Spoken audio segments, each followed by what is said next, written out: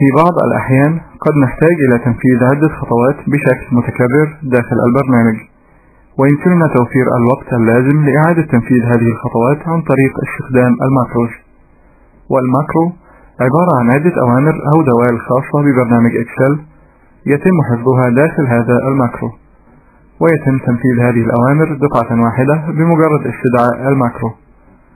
فإذا أردنا على سبيل المثال إدراج اسم وعنوان الشركة بتنسيق معين داخل جميع صفحات العمل التي نقوم بإنشائها، فسوف يتطلب ذلك كتابة اسم وعنوان الشركة وإعادة تنسيق هذه الكتابات داخل كل صفحة من صفحات العمل.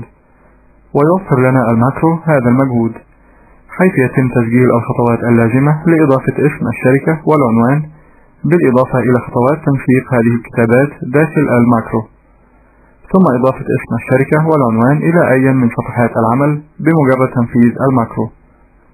ويجب قبل تسجيل الماكرو تحديد الخطوات والأوامر التي نريد تنفيذها، حيث أنه سوف يقوم البرنامج بتسجيل أي خطأ قد يحدث أثناء عملية تسجيل الماكرو كخطوة من خطواته.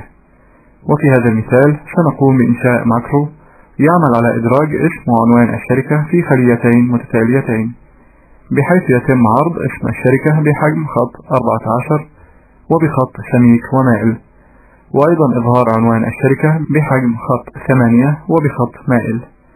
فنفتح القائمة المشغلة Tools ونختار Record New Macro من القائمة الفرعية Macro، وندخل الاسم الذي نريده في الخانة Macro Name.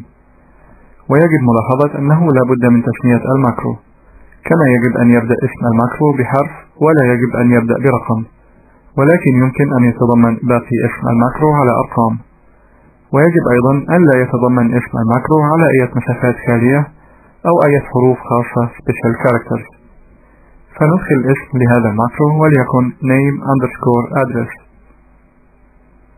وفي الجزء Shortcut Key نحدد مفتاح الاختصار المستخدم لتنفيذ هذا الماكرو من لوحة المفاتيح، فنقوم بإدخال الحرف الذي نريد استخدامه كمفتاح اختصار مع المفتاح كنترول من لوحة المفاتيح وليكن الحرف A. ومن القائمة Store Macro N نحدد الملف الذي يتم حفظ هذا الماكرو بداخله، فعند اختيار This Workbook سوف يتم حفظ الماكرو داخل ملف العمل الحالي، وبالتالي سيتم تنفيذ هذا الماكرو داخل هذا الملف فقط.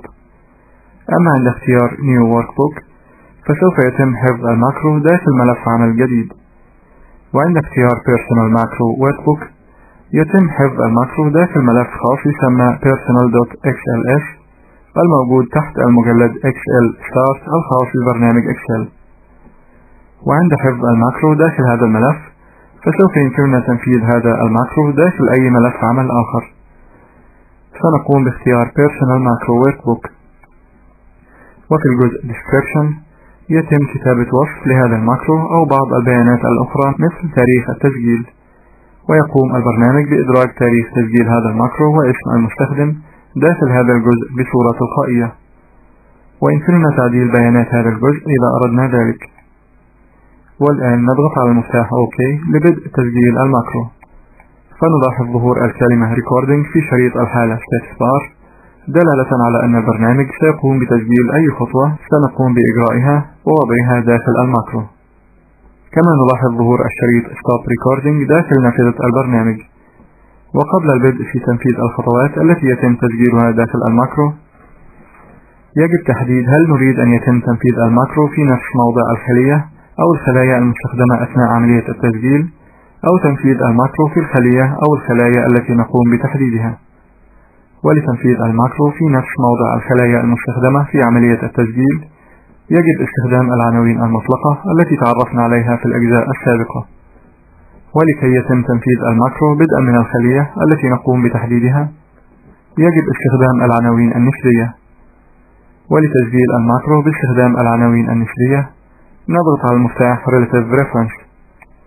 والآن سنقوم بإجراء الخطوات التي نريد تسجيلها داخل هذا الماكرو، فنقوم بتنسيق هذه الخلية، فنختار حجم الخط 14 من القائمة Font Size، ثم نضغط على المفتاح Bold وإيتاليك من شريط التنسيق Formatting لجعل الخط مائل وسميك، وندخل اسم الشركة داخل هذه الخلية. ونضغط المؤشر داخل هذه الخلية لإدخال عنوان الشركة. سنقوم بتنسيق هذه الخلية أولا. سنختار حجم الخط 8 من القائمة Font Size، ونضغط على Italic لجعل الخط مائلا، ثم نقوم بإدخال عنوان الشركة.